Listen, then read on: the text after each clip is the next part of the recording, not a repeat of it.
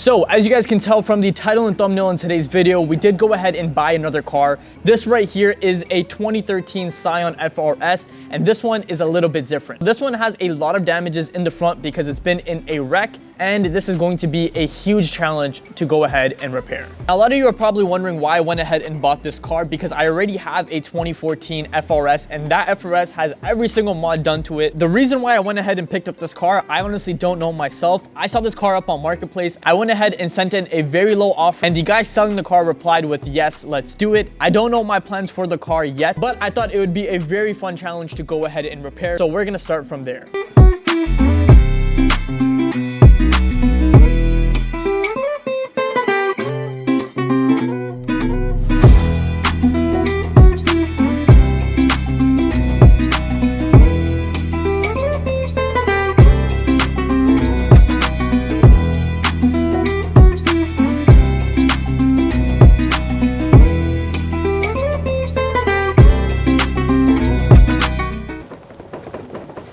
Okay, so the front has been in an accident, and it's pretty clear because you can tell that the hood, the bumper, the fender, everything doesn't really line up properly. As you guys just saw in the clip previously as well, I'm able to shake the whole entire front end with just my foot. So while I was driving this car, I noticed that the front bumper and headlights were rattling, so those can fall off at any moment as well. But yes, most of the damages is in the front right over here. Let me pop the hood and show you guys a bit more in detail. Okay, so diving a bit more into detail right over here, you guys can take a look a bit closer.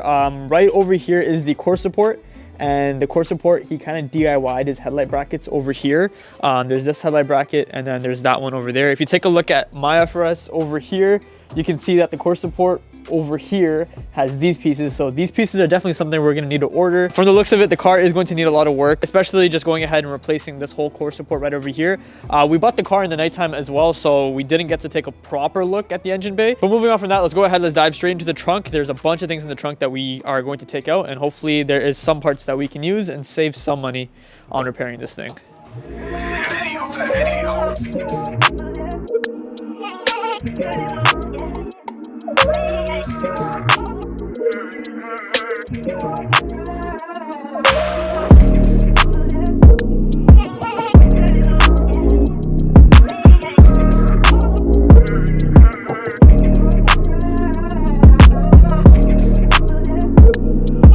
Okay, I'm not gonna lie, I didn't expect all of this to come out of the trunk. This is kind of a W. There's a lot of pieces on here anyways that will save some money because I needed to order it, like this headlight bracket right over here. I know this isn't much, but if this is fully functional, this does save a bit of money. There's an oil cooler right over here, all the necessary lines for the AC and the condenser over there as well. I'm hoping that this works. I don't know if it does. If it's in the trunk, I'm gonna assume it doesn't work, but if that works, that's gonna save some money over there. Going over here, we have some pretty decent brake pads as well. And over here, obviously, we have this big front lip. This looks a bit broken, so it's probably going to be garbage, but we have a whole driver side and passenger side harness, and then we have harness bar over here. So all in all, with all these things, we do save some money. I could also sell some of these parts to make some money back on repairing this build.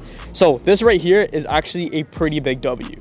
Today's video objective is going to be creating a parts list. I want to go ahead and make sure we have everything ordered on this car so we can go ahead and start rebuilding it. I also want to go ahead and remove the front bumper on the car. I want to see if there's any additional damage behind. Most likely there probably is, and I just want to go ahead and see exactly what there is. And then also I want to remove a couple of things on the car. I want to remove the easy things first today. I want to remove the taillights. I know I can probably sell these taillights pretty quickly, so I want to get rid of those. There's also a license plate holder on the back of the car. In my opinion, it looks ugly, and the license plate doesn't even properly mount to it, so I've had it zip tied on. We're going to be getting rid of that as well, and then in the next video we're going to get a bit more hands-on and start installing some new parts that we went ahead and ordered.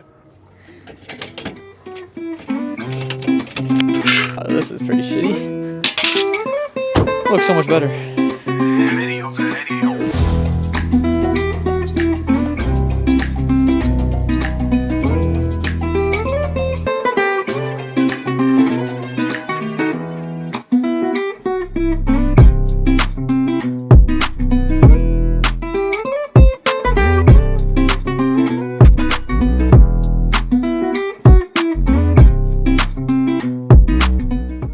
Okay, so I haven't really shown you guys the interior of the car yet. This is how the interior of the car is sitting. It's also a mess. First things first, I hate that the previous owner painted this red. In my opinion, it looks very ugly and it doesn't really flow with anything in the car. So we're definitely going to be getting rid of this. I hope I can find this in carbon along with some other pieces on the car. I do want to swap this out for some carbon pieces. I think that would look really nice. But a lot of this interior is also broken. Now going down below right over here, there is a couple of switches on this car. Now this right here, I believe is a kill switch that the previous owner went ahead and put onto the car.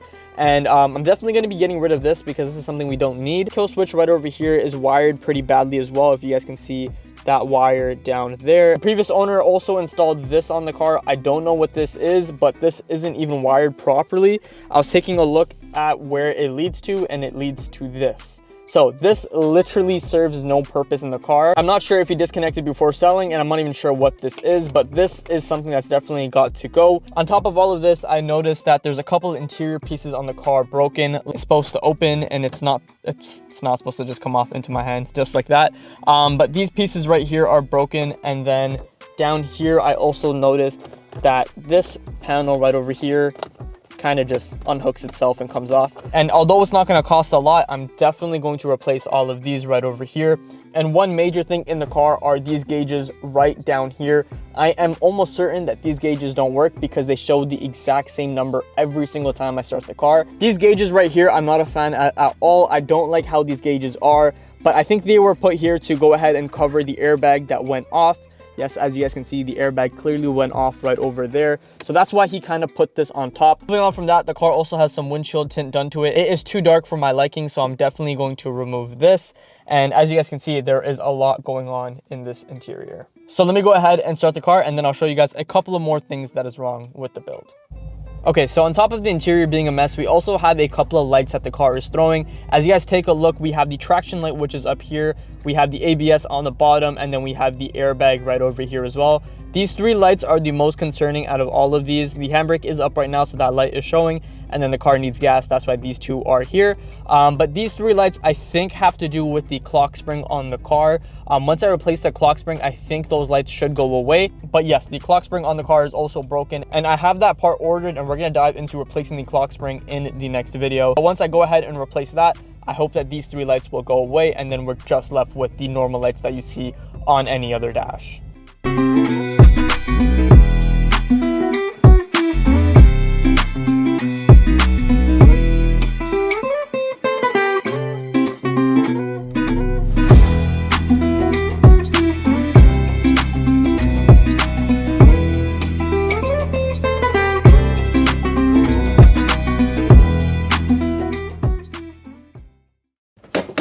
Oh my God. Stop till I hear him say, oh, oh, la, la, la, la, la.